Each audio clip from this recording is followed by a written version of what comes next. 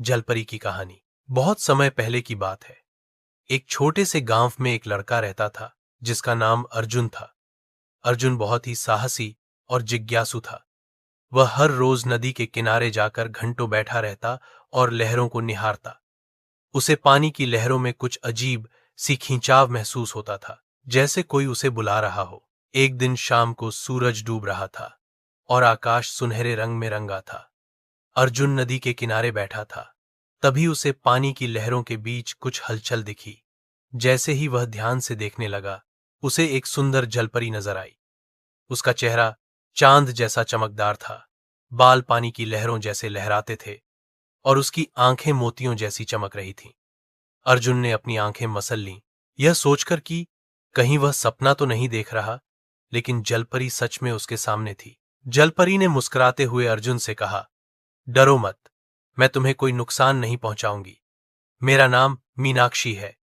मैं समंदर की बेटी हूं, पर किसी श्राप के कारण इस नदी में फंस गई हूं। अर्जुन हैरान होकर बोला, कैसा श्राप, और मैं तुम्हारी मदद कैसे कर सकता हूं?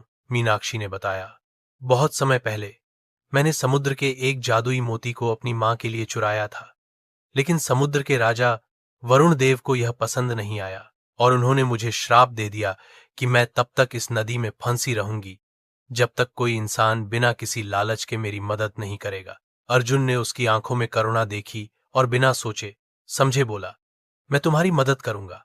बताओ, मुझे क्या करना होगा? मीनाक्षी बोली, तुम्हें इस नदी के सबसे गहरे हिस्से में जाकर वह जादुई मोती ढूंढना होगा और मुझे देना होगा। लेकिन याद रखना, इस सफर में तुम्हें कई मुश्किलों का सामना करना पड़ेगा। अर्जुन ने हिम्मत दिखाई और अगले ही पल नदी में छलांग लगा दी। जैसे ही वह पानी के भीतर गया, वहां का दृश्य बिल्कुल अलग था।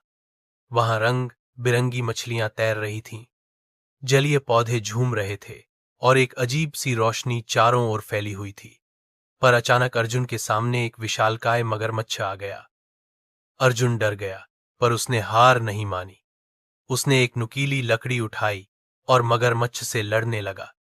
बहुत मुश्किल से अर्जुन ने मगरमच्छ को हराया और आगे बढ़ा। कुछ देर बाद उसे एक चमकता हुआ मोती दिखा, पर जैसे ही वह उसे उठाने गया, वहां से एक डरावनी परछाई प्रकट हुई। यह वरुण देव के एक सेवक का भूत था जो मोती की रक्षा कर रहा था। उसने अर्जुन से कहा, यदि तुमने इसे छूने की कोशिश की तो तुम्हें अपनी जान गंवानी पड़ेगी।